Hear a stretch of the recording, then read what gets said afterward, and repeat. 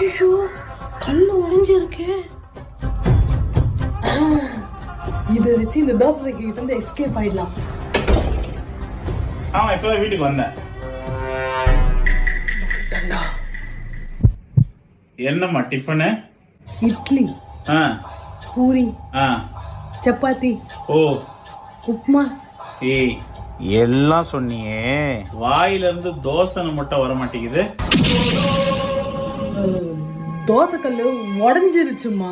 தோசை கல்லு உடைஞ்சிருச்சா?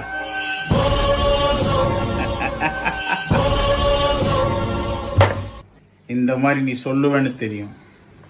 அதுக்காகத்தான்